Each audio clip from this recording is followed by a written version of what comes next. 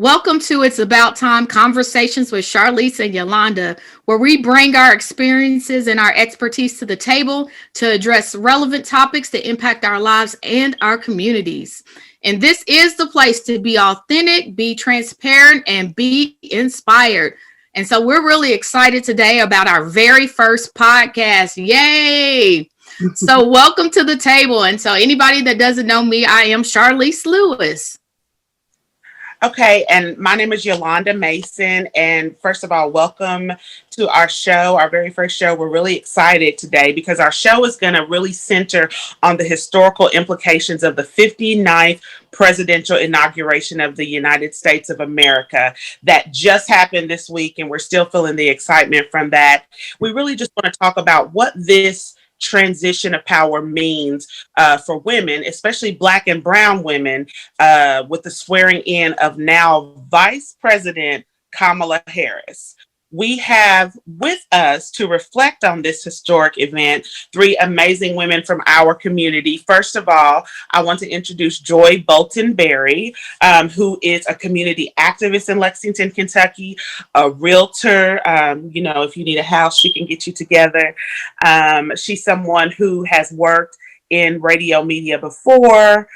She has incredible insight about the positioning of women in the beloved community. And she's just an amazing resource when it comes to that. Also, we have Sierra Spalding, who is the owner of Masterpiece Creative Group and a member of Alpha Kappa Alpha Sorority Incorporated. So she is Kamala Harris's soror, which is amazing. And then we also have Doris Coffey, who is a licensed exhorter, a published author, and an advocate for mothers against drunk driving. So, Joy, I kind of want to start with you and just talk about, first of all, just your feeling, because I think something that was really incredible about this past Wednesday and the inauguration of Joe Biden and Kamala Harris was just the feeling among Black and Brown women of seeing a woman of color become our vice president for the first time in history. Can you talk to us a little bit about what your just general feelings were when you saw Kamala Harris being sworn in? What was that like for you? What kind of things did that invoke for you? Sure. First of all, I want to say thank you for doing this and thank you for inviting me on your very first premiere podcast show. All of these things are necessary. So let me get that out of the way, that I'm very proud of both of you and thank you for the invite. For me, here we have the highest ranking African American woman. And of course, she relates or Asian, and I call her an African American woman. And so that's how I will stand with that. That it was so inspirational for me. I don't think that I would say that I'm surprised at what happened. I think the trajectory of how Black women are going about now, this was exactly what we have worked for. So it was so just inspirational. I look back on my unborn granddaughter. I look back on my nieces that can now see a visual of what we can do. And that is put our minds to whatever, and anything and everything is possible. So it was inspirational. I think there was some negativity, of course, what we always go through as Black women. But for the most part, I think it was right on time. It was due. It was exactly what we worked for. Absolutely. So, Sierra, as I think about being a member of the Divine Nine myself, a member of Delta Sigma Theta sorority, I want to ask you a question. As a member of Alpha Kappa Alpha Sorority Incorporated and as a member of the Divine Nine, what does this mean for history in terms of those organizations? Because I saw a picture of you and your mom and your daughter, 3 generations, and rocking your Chucks and Pearls shirt, and I thought that is so awesome. So talk a little bit about what does this mean for those organizations and the people who have supported. I think sometimes people really don't see the amount of support that comes behind those organizations. So first, I also want to say congratulations to the two of you for this huge accomplishment, and I'm so excited to be here to talk about this specific topic. I think the most amazing thing, one of the most amazing things, not only, do we have this Black woman in such a high and esteemed office, but she represents so many things, so many organizations, and so many endeavors that our community has celebrated for years. However, they now are being brought to a bigger light. They're being almost put on a pedestal. So if you think about the fact that, I think about especially being in the small town that I'm in, I could put on anything with my letters on it and people would look right past me. But what I noticed is over the last couple of weeks, if I choose to put on something that says Alpha Kappa Alpha, there's a second look, wondering now, so they have a connection to it. Of course, sometimes it may open up to a conversation. It, has it outside of, other African-American women recognizing, okay, go ahead. But I think it's been neat because it's been an opportunity for us to shed light on how we have always come together as a community, and what sisterhood really means. This past week has been amazing because we, of course, started off with our Founders Day on January 15th, and we literally rolled from one celebration right into the next.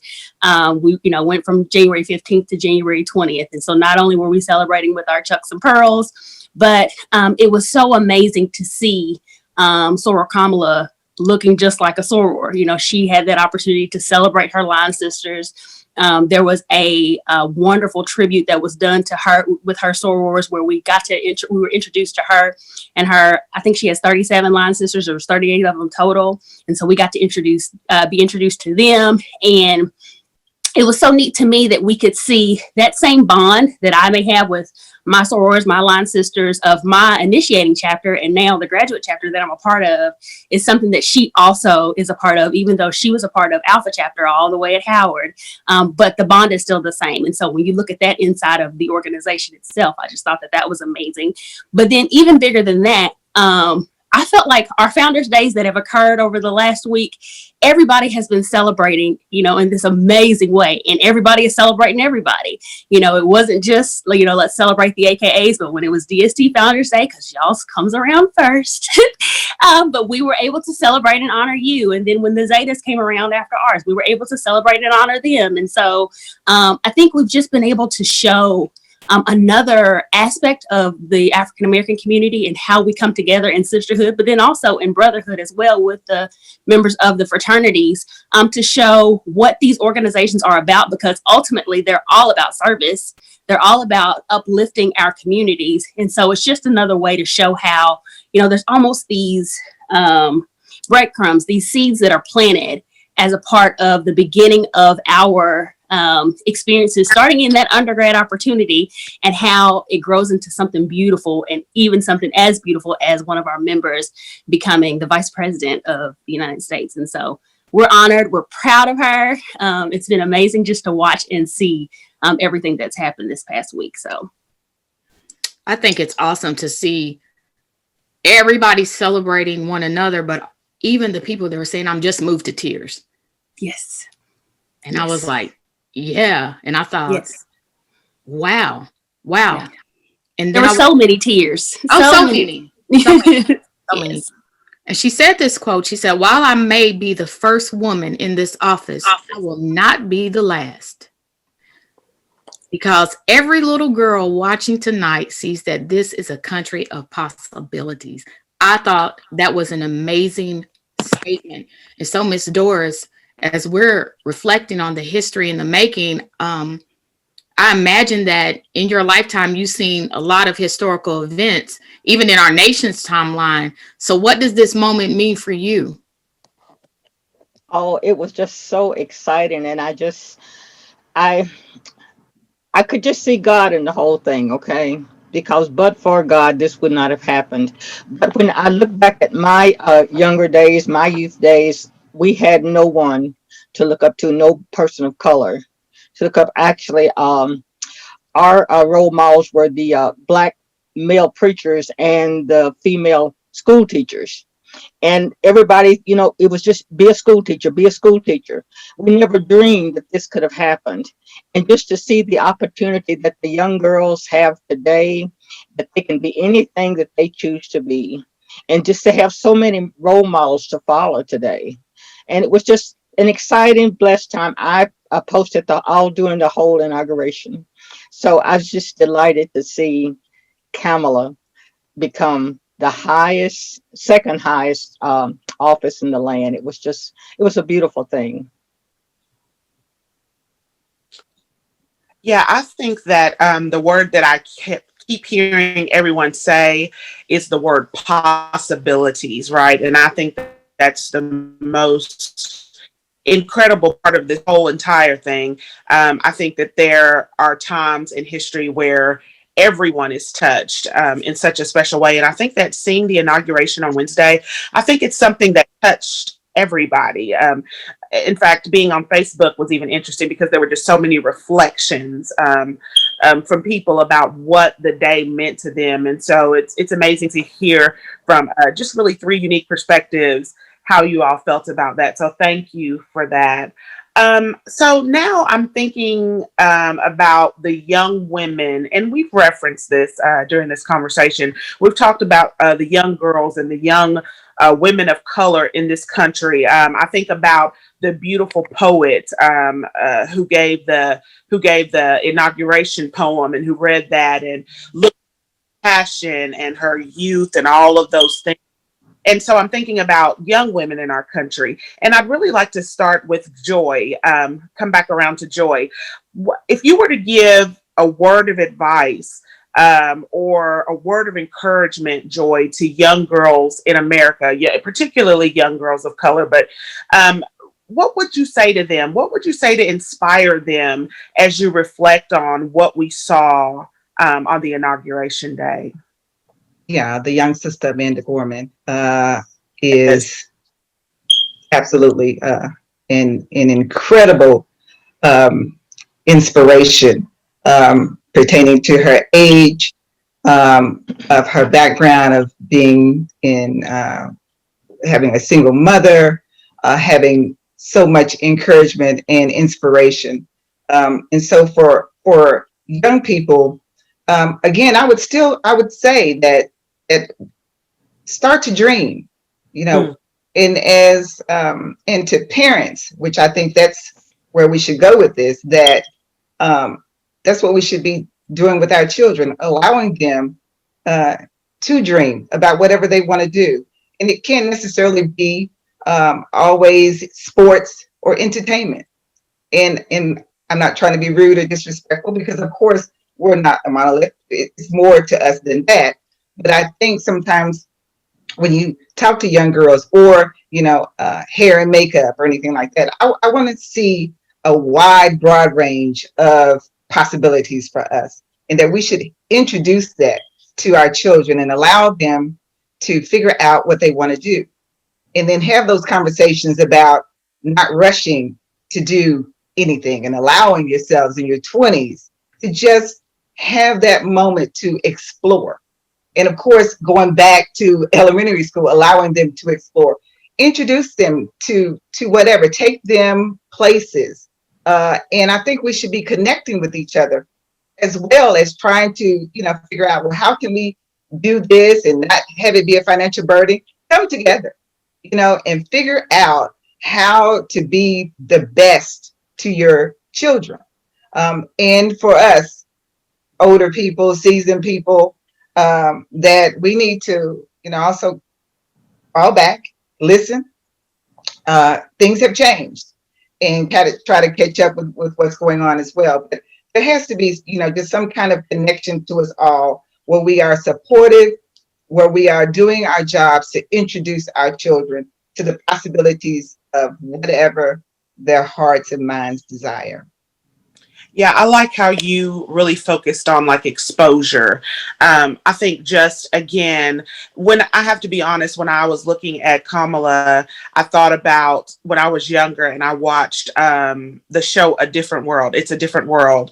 and it was a show about a young African American woman going to college and her experiences at an HBCU, and how it just kind of changed the way I thought about the possibilities. Again, seeing Black people on TV going to college, matriculating, graduating, it made such a difference. So I think, to your point about exposure, I think that that's something that's really important for women of color, and for us to see, again, the wide gamut of possibilities that are out there. We're not just one thing. And I love that you said that. So thank you. Now I think I want to go around to Sierra. Sierra, I think I'll ask you the same question.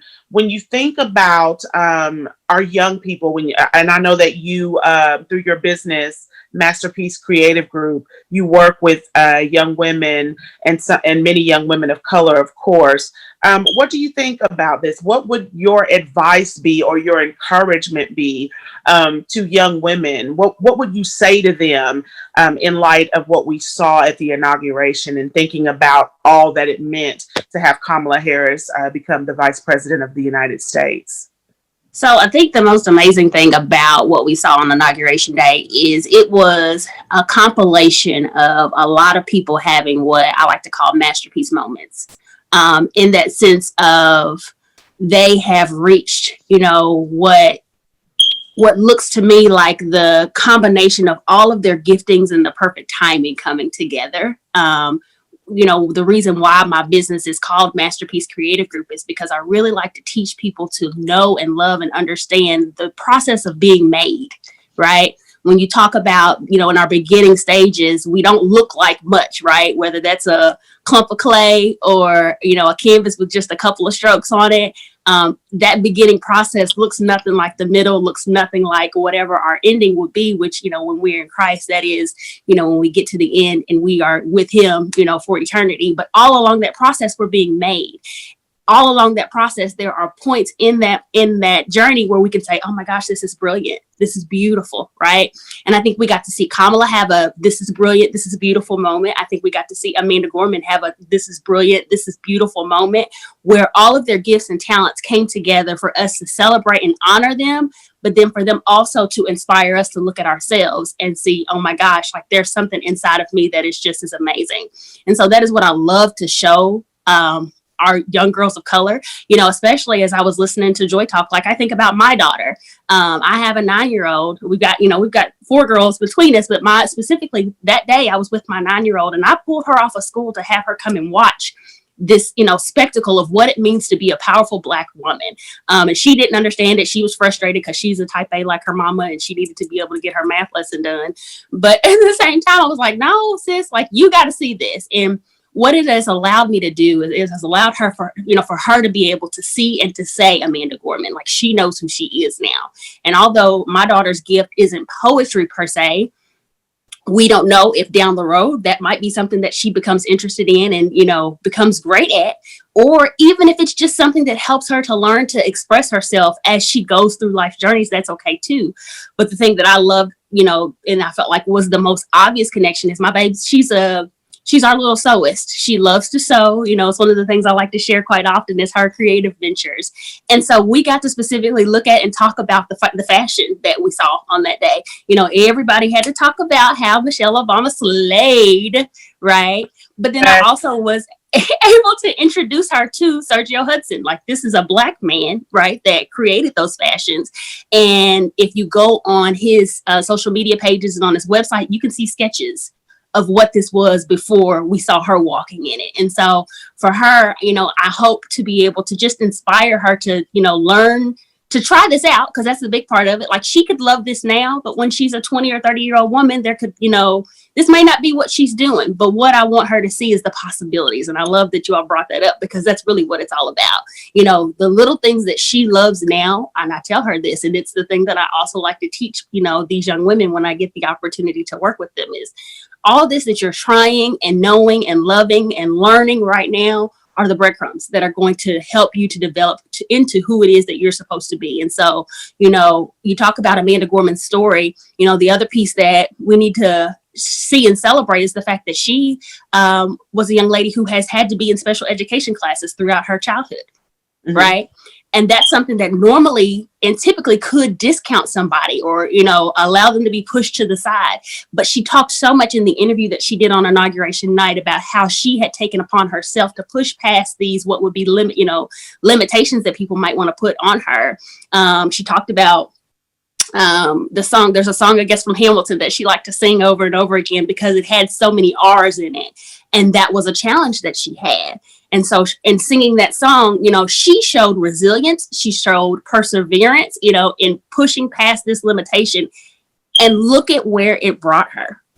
And so we may not all have inaugural moments, but there's something that is going to come along in life that is going to be this beautiful compilation of all of the trials and all the experiences that you had. And so I think for our young girls, I just, hoped and prayed that this was the day that they could see that literally anything is possible and nothing can stop what God has for you. And so it was a beautiful day. I think that was a powerful point that you made, because I know for me, after learning about Amanda Gorman, hearing her name and thinking how important she is, and just the fact that she was there, I also did a lot of research about her. I went to her Instagram page, I went to her biography and all of those things. And when I heard that she actually dealt with a bit of a speech impediment as a child, I was like, this incredibly polished and beautiful young queen has a speech impediment. Like, I could see no traces of it. I was just enthralled by her intelligence and her ability to articulate and the way in which she expressed the words that she used. And I thought that's going to be important for others who may have, again, like you talked about, something that would be viewed as a limitation. I'm not even going to call it a limitation.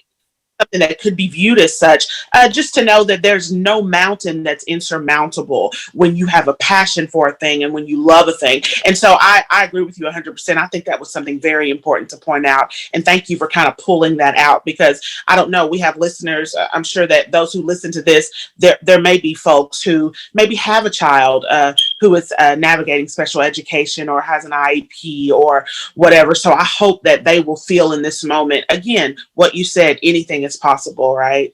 Thank you so much for that, Sierra. And now I'm going to come around to Miss Doris.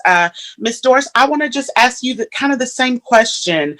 I know that you come at this with kind of a unique perspective because you have been blessed enough to be able to see several transitions of power, several changes that have happened in the world, and you've seen the progress that women of color and people of color have made down through some number of years. So what do you think, if for the young girls and the young women who will listen to this podcast, what kind of advice would you give or encouragement would you give to them in reflection of what we saw at the inauguration? Well, I would advise the young girls to take advantage of every opportunity that is presented to them, because we are more than song and dance. We can do more than sing and dance, okay? Not everyone had the opportunity, but if you have the opportunity to take advantage of it, to read and yes, dream, because you can be anything that you set your heart to be. So, and I would advise the parents to expose the children. We never had that opportunity, my generation. But this generation and the generations to come have so much more. They have such an advantage. So I would encourage the young people to just study and to learn all that they can learn, and to be exposed to the different things of life. There's more, like I said, than singing and dancing, being a singer or being a movie star or whatever. You can be anything that you set your heart to. And the main thing that I would suggest to them is to keep God in the forefront, because with God, all things are possible. And they might even keep a vision board. There's nothing wrong with putting your dreams up so that you can study them and think about them. Because today you may want to be one thing, tomorrow it may be something else, depending on what you've been exposed to. So my main thing would be to take advantage of every opportunity and keep God in the forefront.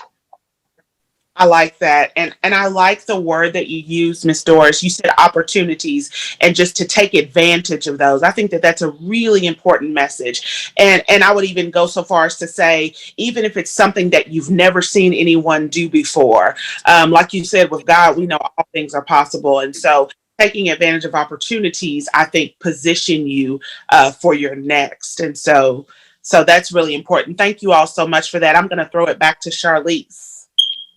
You know, I was listening to everything you all said, and there's a couple of points I wanted to bring out. I have a 12-year-old daughter, and I made sure she knew the importance of this moment.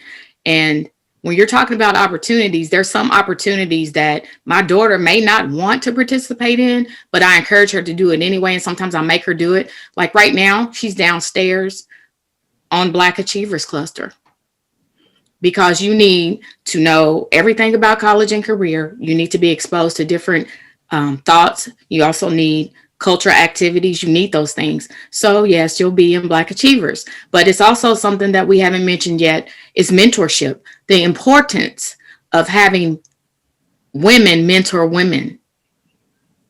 It is very important. I know for a fact I wouldn't be where I am in my career, in my faith, and even in my marriage if it were not for mentors who spoke life into me and encouraged me, but also corrected me when I needed to be corrected. And so we need to have those honest conversations too. We have to be mature enough to accept when somebody tells us, oh, you know, you're a little bit out of alignment or you're walking on the wrong path. We need to be mature enough to be able to say, okay, I respect what you're telling me, and then be an example for someone else. So I did want to bring that point up. And Charlotte, Yes. I just want to say that I believe that it's those moments that help us to grow the most. I think it's not been the moments that folks have said you did a great job that have helped me grow the most, but the moments that they have challenged me that have really helped me grow. So I think that was an excellent point. Absolutely. And I think I also have to bring this up. I remember when I was in higher education and I was trying to go to my next level, and there was a woman in a very, very high position.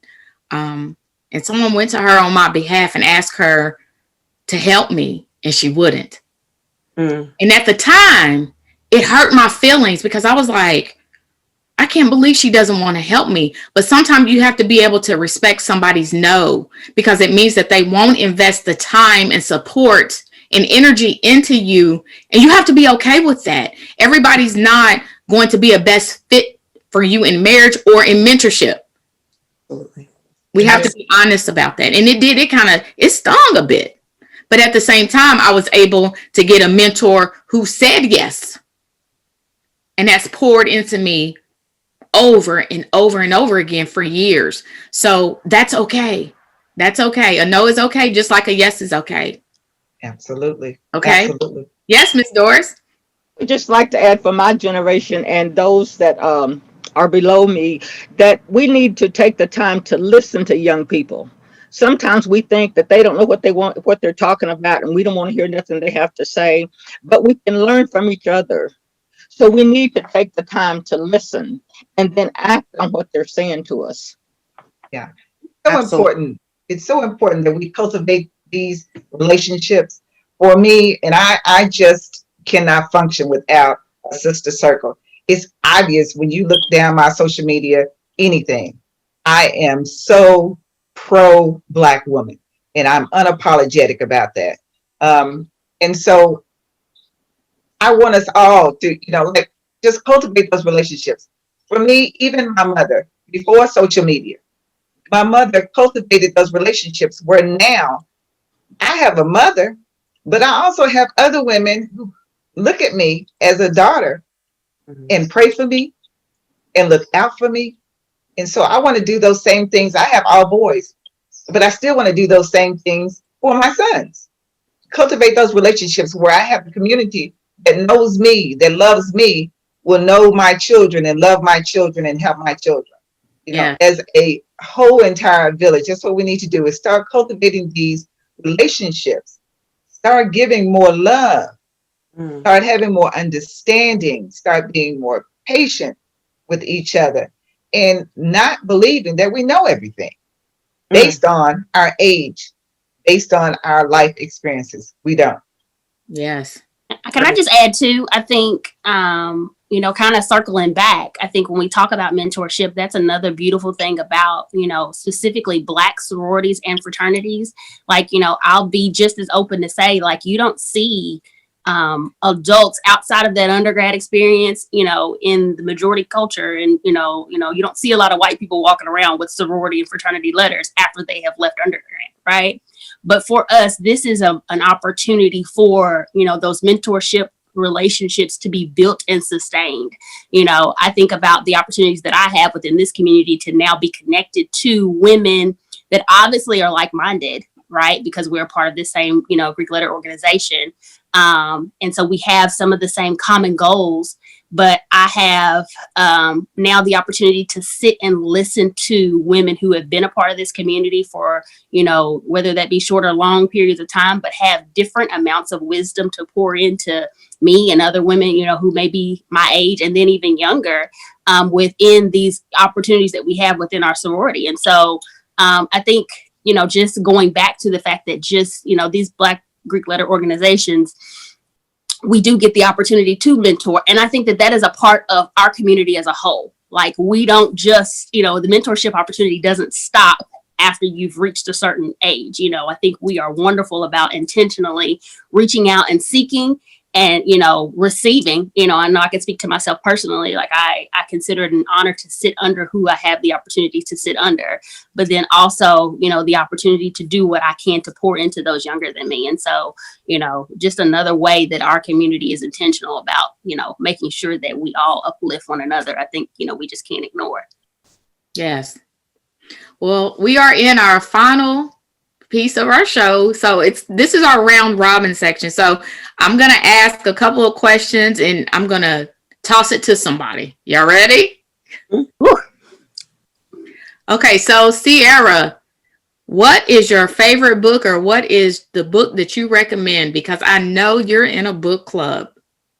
I am. I'm in a book club, and you probably see I read just a little bit. So I would actually say the book that we are reading right now in that book club is amazing. It's called Learning to Be, and it is by Juanita Campbell Rasmus. She's out of Houston, Texas. Amazing book. It is about us just choosing to be instead of feeling like our identity is found in everything we do. So I know that's something that a lot of women, we deal with. And so it's been a great experience and a great book to read. Okay. Miss Joy, do you have a favorite sports team? Favorite sports team? Honestly, I do not at this time, since I have fallen back off of that. Now, if you had asked me this about 20 years ago when my boys were playing ball and I was all over the highways and byways going to AAU games and living in hotels every weekend, then I would say that it was my kids' high school team. Or, of course, when my middle child went to Northern Kentucky, I would be a Go North, all the way. Right now, I don't get into that, but I do put it out there that I want to talk to young women who have children in AAU programs in sports. I want to talk to them about the pitfalls of coaches taking advantage, the pitfalls of allowing your child to go be with a particular person based on the fact that they just really want to be all up in your son's or daughter's business because they're good players. There were some things that happened that I put out there that I would want other single moms not to deal with. So no sports team, but I'm all into, anybody that wants to talk about, the AAU circuit. Yes, ma'am. And guess what? We're going to come back to that one day because my daughter is a track star and she is in the circuit. Love to talk to you about it. Yes, ma'am. We travel with her everywhere she goes, and we're going to come back to that one day, the importance of that. So, Ms. Doris, let me ask you this. Do you have a favorite movie? Believe it or not, My favorite movie, I would say, is Moonstruck because of the music in it. That's good. That's good. So, Miss Joy, I'm back to you. Do you have a favorite food? Ooh, I do. And it's just been recent. And Yolanda's gonna laugh at this because um we've had some lunch dates and things. So shrimp and grits Uh, is my total favorite. Uh Carson's has the best. And there was a place on Jefferson Street they used to make it. I can't think of the name, and it closed down. So I had to go find it somewhere. And so I gave Carson a try, and it was delicious. So, favorite food? Yes, shrimp and grits. And I will be real with you as well. I'm a an avid wine drinker. Okay. Yes. Yes. Maybe I shouldn't use the word avid, but I enjoy a good glass of wine. No, I too am avid. I am. Okay, maybe I should keep it real, but yeah, I love a good glass of wine. Hey. So, Sierra, I'm kicking it back to you. What is on your music playlist? Because, again, I know you have one. Oh, buddy. Yes. So actually, the last couple of days, I have really been listening. So after inauguration, I don't know if y'all saw, but they did that concert at the end. yeah. And there was a group called the Black Pumas that grabbed my attention. Y'all, and I got goosebumps just talking about them. Y'all got to check out the song Colors, okay, which is what they actually performed that night. But it's this blues, funky feel. It's a really diverse band. So check them out for sure. So that's really like kind of what's in rotation. I also have to shout out my favorite local hip hop artist, if I do say so myself. I was, actually had his Divine Karama is my husband, and he's got his Worshiping in the Wilderness album that came out over the summer that really tells the story of some of the challenges that he personally has been through, but obviously I have walked alongside of him in. And so listening to that album has it was interesting walking through those moments with him. You see one thing, but seeing how he shared it through the music and through being a creator was something totally different. And so I have to give the shameless plug because, yes, of course I'm listening to music. You're supposed to give the plug. That's right. So, Miss Doris, this question is for you. If you could go back in time and meet someone, who would it be?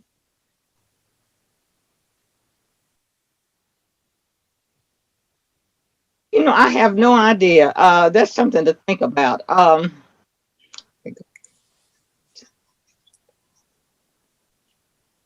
Honestly, don't have an answer. You don't have an answer. That's okay. That's okay. So, Miss Yolanda, do you have an answer for that one? I do. If I back in time, I'm telling you, this is something that I've thought about. I thought it was, as you all know, we recently celebrated the birthday of Dr. Martin Luther King Jr. But if I could go back in time and meet anybody, it was his wife, Coretta Scott King. I was reading a reflection that her daughter, Reverend Bernice King, gave about her mother, Coretta Scott. And I thought, I'm actually getting goosebumps. I thought, what an incredible conversation it would be to be able to sit down and eat a meal with Coretta Scott King, really talk to her about the sacrifices that she made, that made who Martin Luther King was possible. Because as many of you probably know, because I know that you're familiar with Coretta Scott King and of course with Dr. Martin Luther King, it would take a woman being very understanding, very sacrificial, very disciplined and committed in order to allow Dr. King to make the impression on the world that he made. And yet she does not always get her due diligence, I think, when his story is told. And so for me, I would love to, if I could have an opportunity to spotlight Coretta Scott King and to really hear her talk about what that journey was like, I think that would be incredible. That's good. That's good. At this time, Yolanda, I'm going to kick it back to you to close out our show. Well, listen, Guys, this has been, first of all, an incredible conversation. Thank you all so much for being it was one inauguration on Wednesday, and today was our inaugural show. Of course, there were the nerves and the excitement and all those things that come with it. So I just want to thank Joy Bolton-Berry, Sierra Spalding, and Miss Doris, just for making this an easy conversation. Miss Doris Coffee, this has been an incredible conversation. So I just thank you all for joining us today as we continue to just shape a dialogue around real life issues and real talk solutions. And I just want to encourage everyone, please like and follow our social media pages on Facebook and YouTube, and our podcasts on Anchor and Podcast Player. We thank you all so much, and join us next time as we strive to be authentic, transparent, and be inspired. Thank you.